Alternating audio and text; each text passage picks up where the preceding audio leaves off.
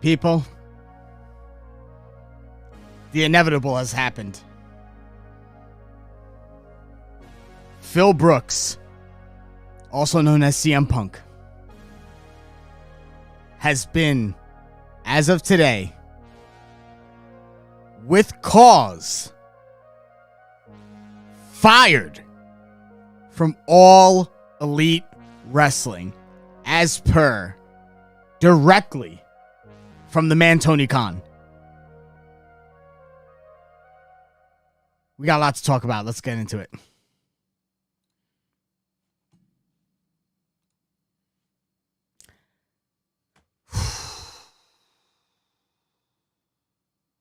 Unreal. I was seriously doubting that this would ever happen. But it fucking happened, man. CM Punk has been fired from All Elite Wrestling. Let me see if I can get the direct. We're gonna do it direct words from the man himself, Tony Khan. This is verbatim. Statement from All Elite Wrestling and Tony Khan. All Elite Wrestling, AEW, has terminated the wrestler and employment agreements between Philip Brooks, CM Punk, and AEW with cause effective immediately. The termination was confirmed today by Tony Khan, CEO, General Manager, and Head of Creative of AEW. The termination follows a week-long internal investigation of an incident occurring backstage at AEW All In London on Sunday, August the 27th. Following the investigation, the AEW Discipline Committee met and later convened with outside legal counsel before making a unanimous recommendation to Khan that CM Punk be terminated with cause. Khan offered the following statement. This is a quote from Tony Khan directly. Phil played an important role within AEW, and I thank him for his contributions. The termination of his AEW contracts with cause is ultimately my decision and mine alone. Of course, I wish I didn't have to share this news, which may come as a disappointment to many of our fans.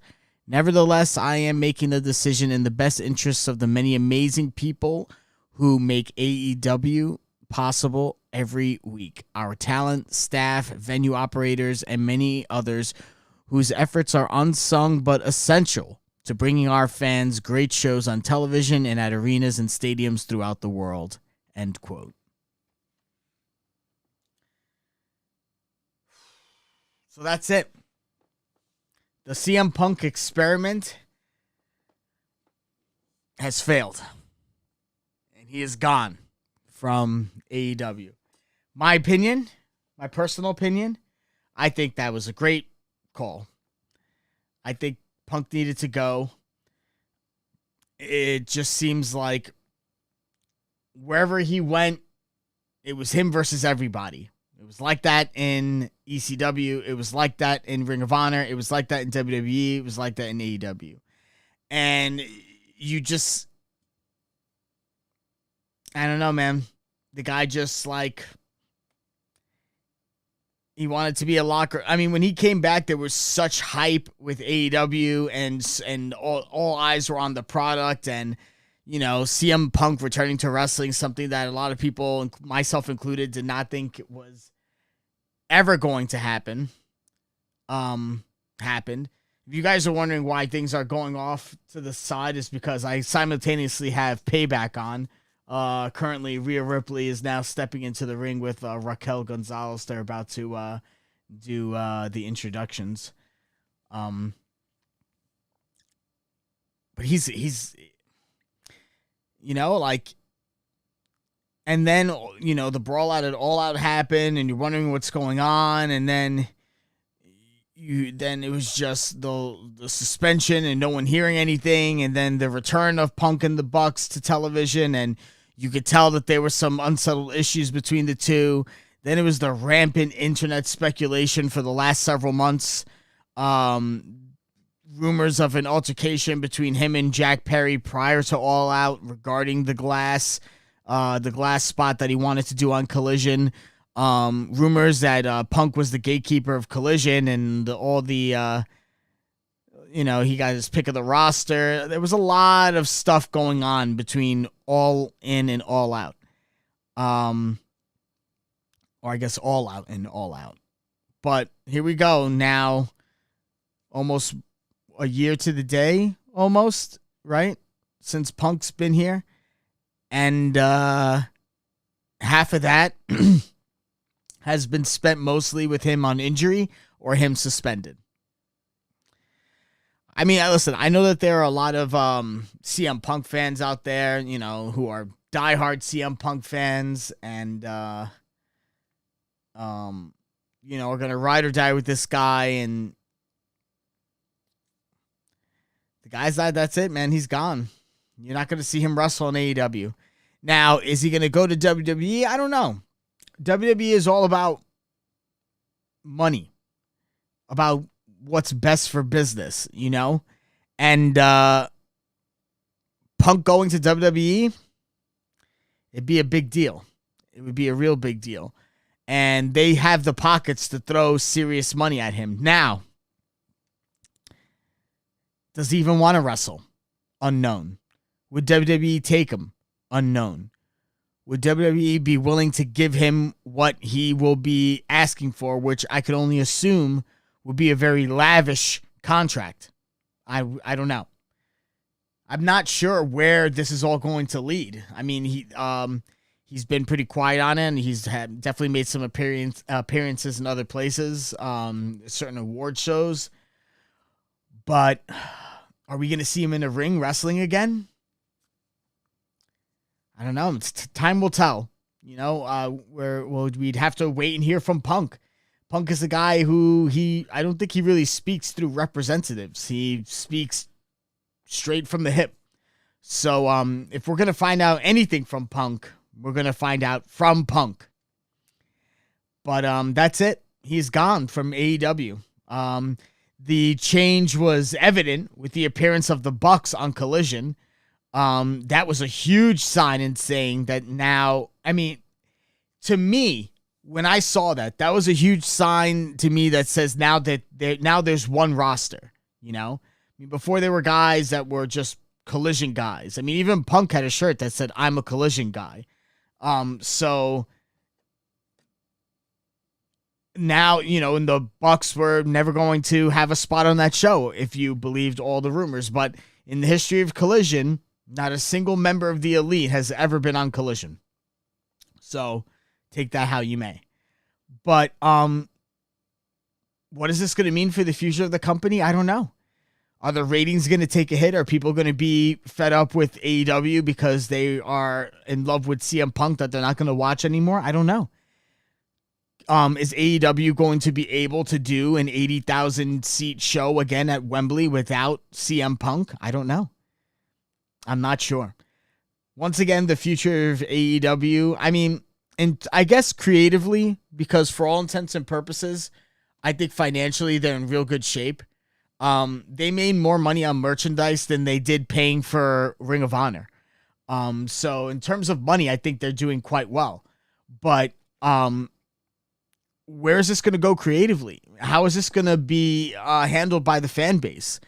How are these shows in Chicago going to run? Are people going to hijack the show? For all intents and purposes, if there was ever an opportunity to do that, it would have been tonight on Collision. But I thought that if I were Tony Khan, I would have known that the majority of the people, not all the people that were going into the arena that day, already knew that CM Punk was fired. Having said that, I was surprised that he actually took a proactive step and made a face-to-face, well, not a face-to-face announcement, but he announced on Collision the firing of CM Punk. I don't know how the crowd reacted off camera, but if they got through tonight's show, that's a step. That's a good step. Could it be that Punk has burnt out any good faith with some of his fan base? It's possible. I'm not sure. But All Out would definitely be the time or the place or the venue to really make a statement if you were a diehard fan of CM Punk. So I'm curious to see how that show's gonna play out. Definitely, the news is all still fresh. I think a lot of people are still in shock. I think some people don't necessarily know how to react yet. All Out, I think a lot of this would have sunk into a lot of people and settled in, and people would have, I think, already been on the track to formulate whatever opinions they're going to ride or die with. And, yeah, I guess that's it for Punk. I'm surprised, honestly. I didn't really know how that was going to play out. I honestly thought out of the two it was going to be Jack Perry. But that also says a lot to the AEW roster, because in my opinion, you can't let it be that Punk could run roughshod over your entire roster and do things without consequence, but other people could do those same things and have to deal with consequences. It's not a good look for it's not a good look for the company. It's not a good look to the roster. So, I wonder how this is going to change, like, the attitudes of people backstage. Do you think people are going to think twice before they engage in any sort of argument or altercation backstage? I mean, now that they know that even a guy like CM Punk could be let go if you get out of line and you act unprofessional towards the company, I think that this was also a warning shot to the roster, because, I mean, an argument could be made that the roster has been a little bit unruly since the inception of AEW. You know, a guy who has never done this before, but who is also a successful businessman, is now in charge of being the heavy to all these massive, massive egos. And let's not kid around. Like, there are massive egos in professional wrestling. I think massive egos are part of what fuels the whole industry to begin with. So you have to navigate and kind of curtail all those egos if you're going to really be a successful wrestling promoter. But, I mean, hey, Tony put his foot down, and that's his decision, and here we go. Now we are on to the new age of AEW. The post-Punk era has begun. And it begins tomorrow, really, with All Out. The first major pay-per-view without really CM Punk. Or the first major pay-per-view without CM Punk on the roster. Today we had the first televised episode of AEW with CM Punk on, with this episode of Collision. But now we got no more Punk, so that's it. The post-Punk era has begun. We're going to do some, we're going to do a little bit of a recap of tonight's episode of Collision. Currently right now, Payback is currently on, and the women's world title match is currently still underway between Rhea Ripley and Raquel Rodriguez. So I'll keep you guys posted on that as it goes along. Bunch of stuff scheduled to happen on the show. The Acclaimed defend the trios titles against Daddy Magic, Cool Hand Ange, and Daniel Garcia. Ricky Starks calls out Ricky the Dragon Steamboat for a contract signing of a strap match that he is challenging to him at All Out. The Outcasts, the new women's world champion Saraya, Toni Storm, and a Ruby Riott versus Dr. Britt Baker, DMD, Hikaru Shida, and the TBS champion, why am I drawing a blank? Chris Statlander. Sorry. Anywho. There we go. I don't know why that disappeared on me. So, jam-packed episode, and Dennis Rodman making an appearance. Why was Rodman there? I don't know. Like, if you guys haven't noticed this by now, or if anyone's new to the channel, I'm not really a big fan of celebrities in wrestling. I mean, like, I don't mind them making appearances, like, in the crowd and stuff like that, and showing that celebrities are fans. But, like, them getting involved in storylines and having matches, no. I mean, I still can't get over the fact that Logan fucking Paul is a professional wrestler, and I think he wrestled for the Universal title. Like, they gave him a shot against Roman. So I that's still hard for me to digest at this current point in time. But let's go on. The show starts off with Tony Khan. Tony Khan opens up the show. He talks about the situation with CM Punk. He said how the confrontation put people in danger, including production staff, himself, and others. He said that never before in all of his time as a wrestling fan had he ever have to fear for himself, but I guess he did at that moment. He said at the recommendations of legal counsel and an AEW discipline committee, he fired CM Punk. So I'm very curious as to see what the reports are and any more official reports are after this situation, but should be very interesting. The show starts with Tony Schiavone in the ring. He calls Ricky Starks out to the ring. Ricky Starks makes his entrance. He has one of those weight belts that he's carrying with his name on it that it's, the kind that Codio is carries around. And he also is accompanied by Big Bill Morrissey. Schiavone asked Starks about challenging Ricky Steamboat, a 70-year-old man, to a strap match. Schiavone added in a very humorous way, Are you freaking insane? Starks said he was tired of starting over. He said he was going to rebuild again and do what he needed to do. He looked over at Big Bill, said was proud of him, said the guy could do whatever he wanted, said the guy overcame addictions, and the sky's the limit for him. Starks then brought it back to a story about him and Ricky Steamboat, saying he was angry because he was suspended for 27 days because of the assault on Ricky, and that's what caused them to miss All In. And so now he wants a freaking answer from Ricky. So he's out there. Steamboat's music hits. He comes to the ring with a clipboard.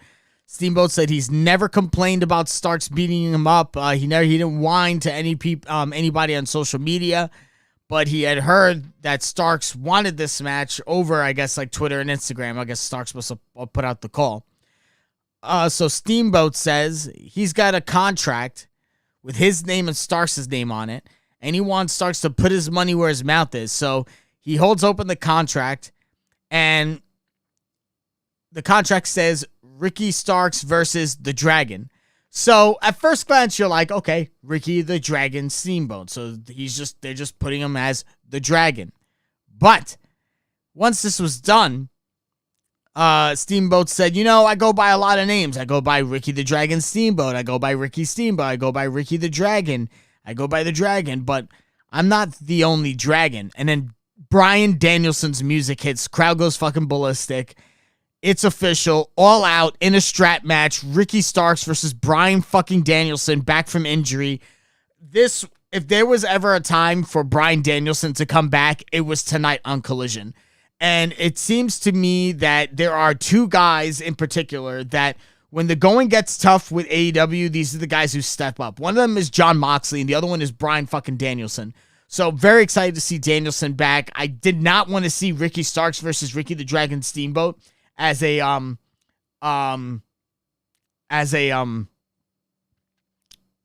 I did not want to see that as a match, in a strap match. Like, Ricky's old. He's a legend. I respect him, and I grew up on watching him, and I think Ricky the Dragon Steamboat's awesome. Doesn't mean I want to see him wrestle in 2023. Christian in the chat saying CM Punk is so good at the GTS, he made his own career fall asleep twice. Hey, listen, in a way, I kind of agree with you. I kind of feel like, this is just my opinion based on what I've seen and the reports. And like I said, I know what you guys know. I don't know anything more or anything less, but I think the guy is a little bit self-destructive. You know what I mean? Now, I don't blame him for leaving the WWE because, in all honesty, and you could look at the booking right now, it's very difficult to see the guys that you want get the pushes in the matches and the moments that you really want them to have. And for CM Punk, I felt like it was always an uphill battle for him just because, let's be real, he's not the kind of guy that Vince would want to push.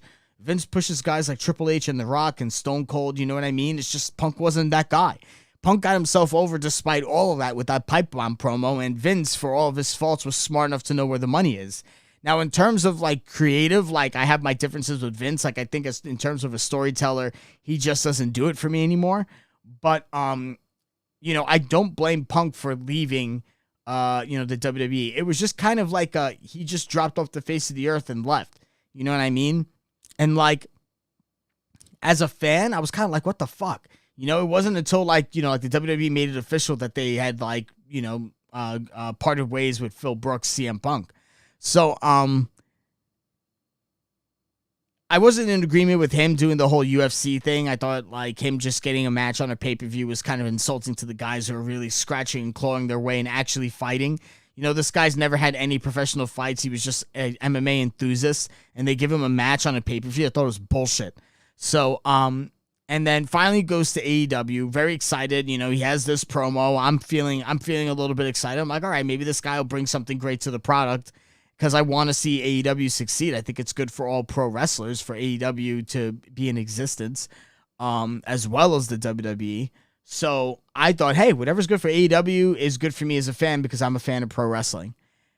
And then just shit started happening that started like being counterproductive to seeing that dream realized. And it all ended up being CM Punk was in the middle of it. So I don't know. Like I said, everyone has their own opinion. There are some people who believe that it was AEW that kind of pushed CM Punk out in terms of the Elite and Hangman and Tony and so on and so forth. And the rumors of him not being picked up.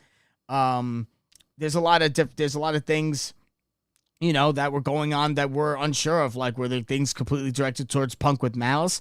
Are we looking at coincidence? I'm not sure. We got Christian again in the chat. Also, Sunny Kiss left too, which is weird because they kept it low key. And Tony Khan barely mentioned that she did. I wonder if it's because I'm not really too sure, Christian. I mean, I think that they make more of a big deal with bigger names and not so much of a big deal with smaller names. I mean, they weren't even loud about Brian Pillman Jr. leaving. You know what I mean? There were a lot of guys that they, Joey Janela, you know, there were guys that didn't even make a big splash. So, Sonny Kiss hasn't been on TV in a super long time. They're pretty much, in,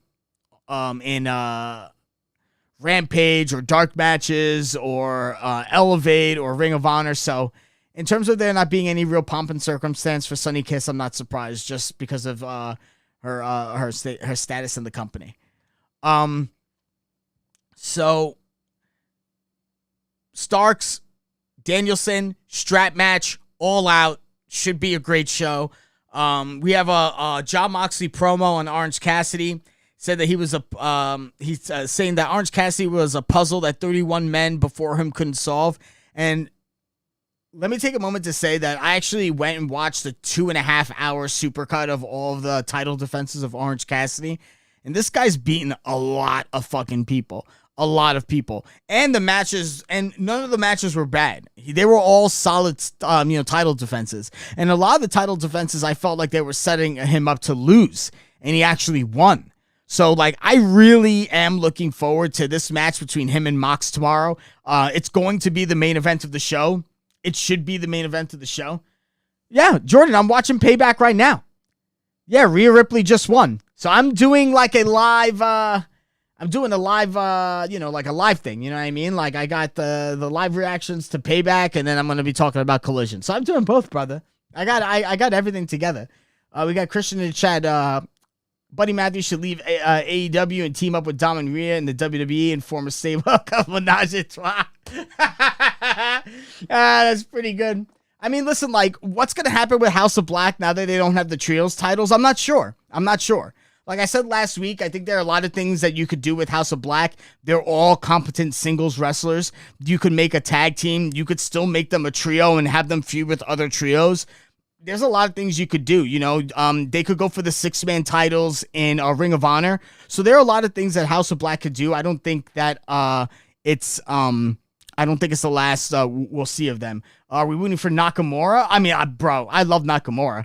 I mean, it'd be great if he won. I just don't think they're going to take it off of Rollins just yet. Jesus Christ, they have Cena wearing his shirt, a bow tie. He's such a lunatic. I mean, we all know that Rollins is going to win. I don't know who he's going to drop that belt to eventually, but I mean, it would be cool if he dropped it to Nakamura. I mean, if it is really true about his back being broken, I mean, is there no better a time for him to take time off? I mean, give the belt to Nakamura, have him be this like evil, sadistic son of a bitch, just Kinshasa-ing people left and right. Also, I got to say, I'm definitely a fan of Judgment Day winning those belts because now it makes the whole Money in the Bank situation really interesting. And to be quite honest, Kevin and Sammy weren't doing shit with those things, man. As soon as they won them from the Usos, they had a couple of decent title defenses, and it's just been random matches all over the place. Then Kevin Owens was injured, so I don't know. Oh, yeah, that's true. That's true. That's true. And then you have that'd be pretty. Oh yeah, that's right. Because JD McDonough, didn't he interfered in the tag match, right? Sammy hit the haluva kick and it was almost a wrap, and then JD popped out of nowhere. Yeah, absolutely. That would be great. I think now's the time to pull the trigger on Judgment Day. I think Damian Priest should cash in. I think it'd be funny if Nakamura wins and then Damian Priest cashes in on Nakamura and then takes the belt. So I would not be surprised, but I'm going to keep you guys up to date about what's going on with Payback. Like I said, Rhea Ripley retains the Women's World title. So Payback continues on. Oh, yeah. Oh, JD Judgment Day. Yeah, definitely. I don't know what the JD McDonough thing is going to be like in terms of like what his role is going to be in with Judgment Day going forward. I mean, already it's he's Finn Balor's boy, so like I'm very curious as to what's going to go down with JD McDonough within the Judgment Day. Is this the freaking? Oh my God, is this the? Is this Gunther? Wait, hold on. That's right, Gunther and whatchamacallit, Gunther and Gable, they aren't having a match tonight, aren't they? That sucks, man. I was actually kind of looking forward to that actually happening. So back to the Moxley promo. He says that he said that Cassidy was the real deal. He's on the run of a lifetime, and he has the chance to beat someone on a run like this only comes very rarely.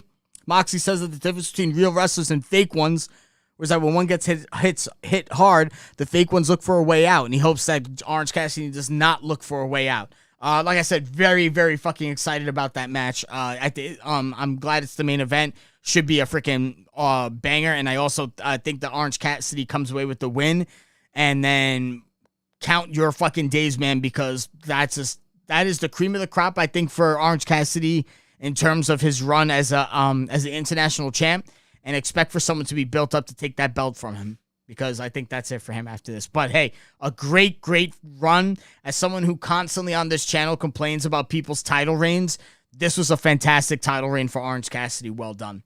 AEW Trios Tag Team Champions, the Acclaimed, Max Caster, Anthony Bowens, and Billy Gunn defeat 2.0, consisting of Matt Menard and Angelo Parker and Daniel Garcia, to retain the belts.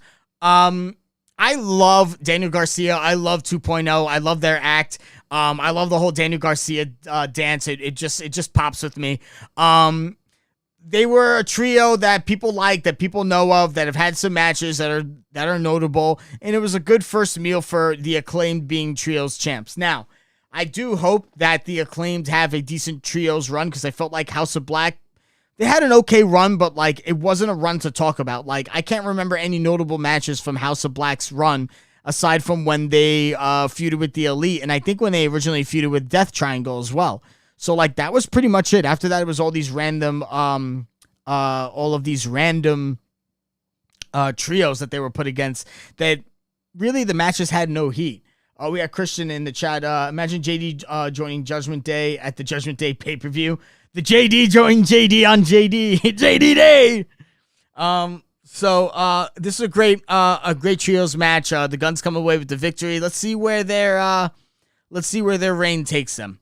Dark Order's backstage with Lexi Nair. She asks them about the match that they're going to have against MJF and Adam Cole for the ROH World Tag Team Championships. Dark Order gained this match opportunity by winning a tag team battle royal on Rampage to get this shot. So it will be Adam Cole and MJF versus John Silver and Alex Reynolds from the Dark Order for the ROH World Tag Team Championships. Now,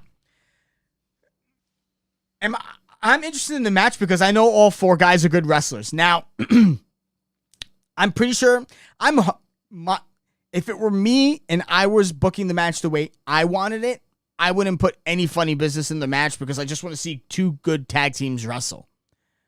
But we all know there's going to be comedy in the match. But if anyone could pull off comedy, it could be it's the four of those guys. So I'm hoping if it's comedy, it's good comedy. But if you're going to give me comedy, give me a great wrestling match. You know what I mean? I want a great tag team wrestling match. Even though those belts are a plot device to move forward this thing that they have going on with MJF and Adam Cole, you still need to respect those belts. which means even if you're going to have like comedy matches or even if you're going to have matches that don't necessarily have any build, give me great matches. You know what I mean? Because then at that point, because think of it this way, a lot of the matches for Orange Cassidy, there wasn't always necessarily a build. I mean, there was a build for some of them. Let's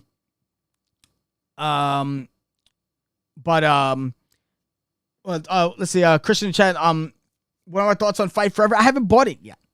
I'm kind of like circling around it. I think like I definitely will because I want to play it, but as a gamer, I've just been playing so much other stuff. You know what I mean? So I didn't really give Fight Forever any priority based on the fact that it was a wrestling game, just because I've been playing so much other stuff. But is it a game I'm going to get? Absolutely. Do I have friends that own it? Yes. So I'll definitely have some fun people to play with. And if I have a good time, I'm going to try and get my other friends to play it. So I'm definitely going to promote it. Even if they're not wrestling fans, I'm going to be like, hey, let's play a good, fun game that we'll have a good time on. Like the group of people that I play games with are always down for something like that. So, but it looks good and I'm interested enough. I wouldn't say I'm definitely saying I'm not ever going to buy it. I'm definitely not saying it doesn't look like a good game. It looks like a fun wrestling game with wrestlers that I like. So I'm 100% in. I'm 100% in. So, listen, so in terms of Orange Cassidy's title reign, not all of his matches necessarily had like builds. I mean, I think the one that he had with Jay Lethal had a build because of the interactions that he was having with that crew. Also, the stuff that was going on with Blackpool Combat Club. Pretty much all the matches that he had with individuals on that from that faction, there were builds on. So, oh no, I would actually, I might even just hold off and wait until it goes on sale for like Black Friday. I'm pretty sure that's going to be a game that's going to go on sale for Black Friday. I could probably get that for like $30-$40 if I'm lucky. So yeah, Christian, you're right. I don't think I'd pay the $60-$70 mode. Like I haven't heard enough from people that I play the game with. I'm sorry, I haven't heard enough from people that play the game that like made me like, yo, I have to 100% buy this game. Like I have to fucking do it. I mean, I will say that the Stadium Stampede mode was really interesting to me because I'm a fan of Battle Royale. So, like, that was definitely a plus. But, no, yeah, I think I'm going to wait for it to go on sale. I think Black Friday, I think I'll get a really good deal on it. And then I'll buy and I'll see if I can get some other people to buy and have some fun matches. But again, what was I saying? So, but the thing that carried Orange Cassidy's reign was the fact that he had great matches. You know what I mean? So, like, if you knew he was putting up the belt, whatever guy he was going in with, you knew that they were going to let those guys go and it was going to be a solid match. And the quality of the matches have been great. The matches that he's had with Swerve, the matches that he's had with countless other people. The most recent match that he had with Penta, the match that he had with Wheeler Yuta, the match that he had with Trent Beretta, the match that he had with Big Bill, the match that he had with Lance Archer, and the list goes on. The match that he had with Aaron Solo.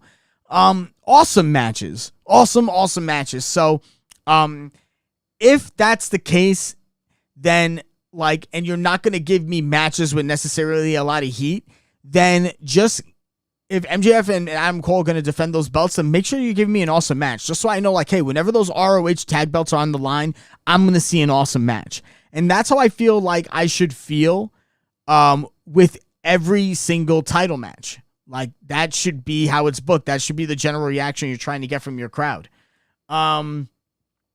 We have now the Nakamura and Rollins match is about to begin. They're doing entrances right now. Ricky Starks runs into Tony Schiavone backstage.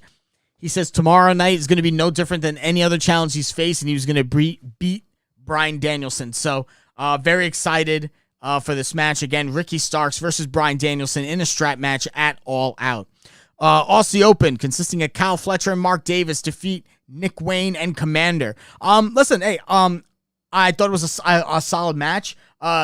Nick Wayne isn't bad. I just feel like it's weird seeing people who are like so new and so fresh, like on television. I'm kind of just been conditioned to how it is in the WWE, and most people who are on that show are people who have wrestled for a really long time, or they have them run the gauntlet in NXT, or they're developmental. A lot of these guys are running like the super indies, you know what I mean? And, guys like Nick Wayne, I mean, he's a young kid. He's 18 years old. So, I think he has a lot of potential. I think the sky's the limit for him if he can stay healthy. I'm excited to see them building his character and building up a resume at work and, trying to get me as a fan more excited for his matches. So, all in all, I thought this was a good match. It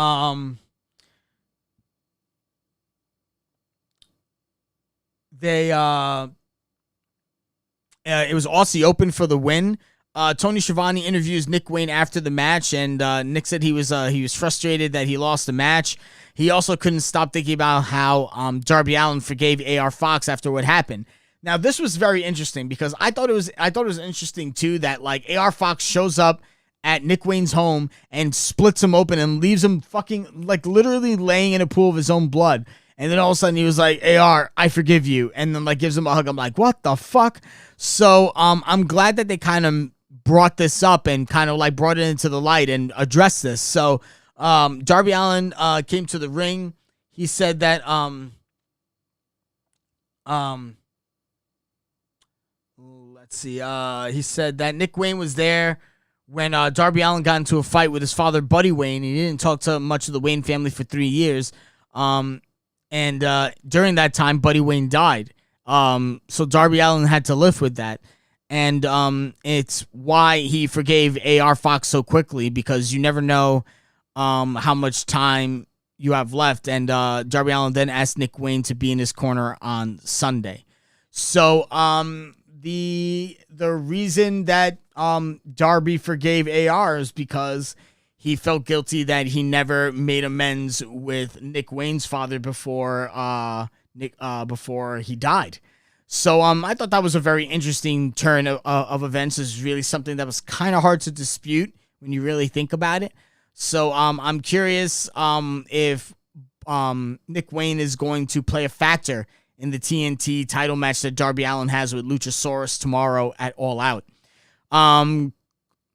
Christian then came out, said he was going to slide into the DMs of Nick Wayne's mom.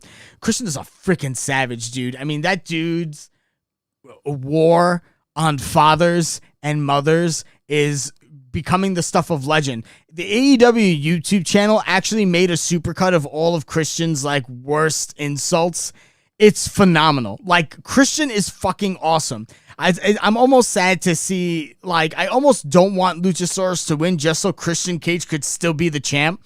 It's just absolutely hysterical stuff. It's absolutely awesome. He said, let's see, Christian said that Nick Wayne was just Darby Allin's personal petty project, and that Christian never pretended to be something that he wasn't. Kevin Kelly then pointed out that Christian was not the TNT champion, which I thought was pretty funny. Christian said that on Sunday, Nick Wayne should bring a towel to throw in because Darby Allin was going to need it. So I thought great segment, great promo. Very much looking forward to that match because I really do want to see Darby win that TNT belt. I want him to have the kind of run with that belt that Orange Cassidy is having. I mean, the only reason that I like it on Luchasaurus is because Luchasaurus is with Christian. So that's pretty much how I feel. Sorry, peoples. Claudio Castagnoli backstage with Wheeler Yuta. He congratulates Eddie Kingston on beating Yuta. Again, Kingston beat Wheeler Yuta, defending his New Japan Strong Openweight title. Castagnoli, every single time he said something, he freaking hits Yuta with with a freaking European uppercut. And at the pay-per-view, it's going to be Eddie Kingston and Katsuyori Shibata versus Wheeler Yuta and Claudio Castagnoli. So that should be a great match. They then cut to Eddie Kingston, who's with Shibata. Kingston makes fun of Claudio for beating up Yuta and for Yuta just sitting there and taking it. Then he says the reason Claudio couldn't look at him is because he was afraid. This references when Kingston was calling out Claudio at the end of his title defense, and Claudio refused to make eye contact with him. He then asked Shibata what he thought about that. Shibata held up a phone that had Google Translate, and it read, "You both suck." And Eddie Kingston laughed his ass off, which I thought was great.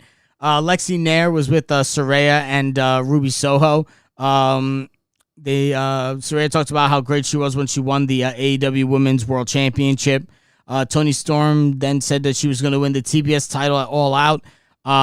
Lexi asked them about Toni Storm, and Ruby said that Toni was fine, and though she did see her half naked in the parking lot throwing her shoes at birds. So Ruby reiterated that she was going to beat Chris Statlander at All Out tomorrow, and that everything in the Outcasts were fine, and their trios match tonight will prove that. Another bizarre segment, I guess. Dennis Rodman comes into the ring with Shivani. They make their way down into the ring, and before Rodman could say anything, Jeff Jarrett came into the ring. Jeff Jarrett said he was happy to see Rodman. They were in WCW together years ago, and I don't really think they were in NWO at the same time, but they kind of made it sound that way. Then Jarrett also kind of made it sound like he was the leader of the NWO, which we all know he wasn't. He wanted to make a deal with Rodman. You have Rodman say he was glad to be back in Chicago. He was glad to be with AEW. He was glad to be back in front of the fans. Jeff Jarrett demanded an answer. Rodman said he could beat up Satnam Singh. Sanjay Dutt said that he could have a shirt with Rodman's face on it. Rodman shoved Sanjay Dutt. Jeff Jarrett and Lethal and Singh tried to attack Dennis Rodman, but the Acclaim came in. They cleared out the ring and challenged Jeff Jarrett, Jay Lethal, and Satnam Singh to a match for the Trios titles at All Out. So there we go. That's going to happen. They had a video about Shane Taylor. He's going to be, that he was going to be taking back his title. He's going to be challenging Samoa Joe for the Ring of Honor World Television title. Samoa Joe said he was going to give Shane Taylor a reality check at All Out. He said that Taylor is going to hope he hopes that Taylor gives him the performance of a lifetime, but he's going to wish he was fighting someone else. He said that Taylor was hoping that he was going to knock Joe out, but Joe was going to make an example of him and regret saying his name. So again, another great promo by Samoa Joe. I'm very interested to see how that match is going to turn out. Women's trios match: Britt Baker, Hikaru Shida, and Chris Statlander. Did they defeat the Outcasts? I don't think they did. They were defeated by So Britt Baker, Hikaru Shida, and Chris Statlander were defeated by the Outcasts: Saraya, Ruby Soho, and Toni Storm. Toni Storm gets the pin on Britt Baker, hitting the No Future. So there we go. Outcasts are on a roll, and Ruby Soho goes into All Out with a victory. Are they going to put both of the women's belts with the Outcasts? I'm not sure. Are they going to continue to let Chris Statlander have a run with the TBS title? I'm not sure. We will find out tomorrow.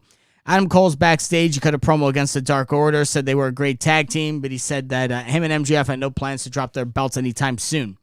Then Adam Cole read a list of insults that MJF sent him via text for the Dark Order. He censored most of them, and because it horrified him, and you could hear the fans laughing. So people still invested in Better Than You, Baby, which I guess is a good thing.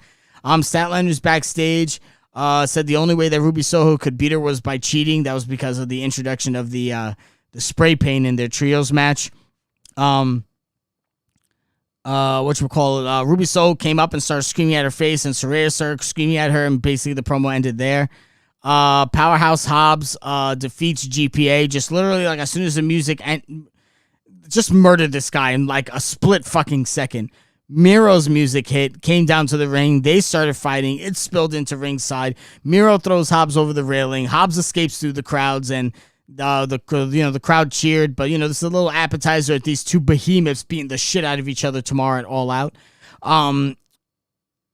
After that, there was a video for Konosuke Takeshita versus Kenny Omega, set to "God's Gonna Cut You Down" from Johnny Cash. Another great video segment. Another great match.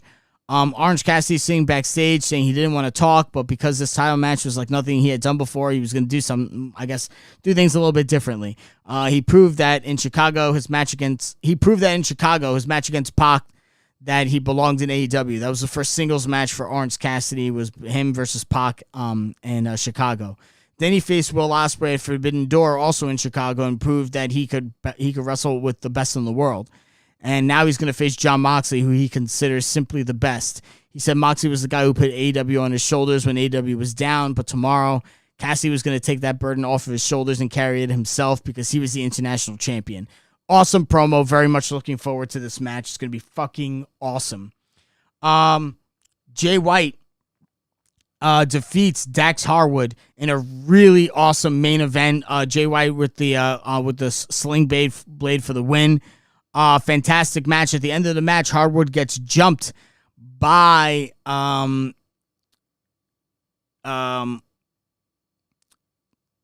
my god, what am I saying?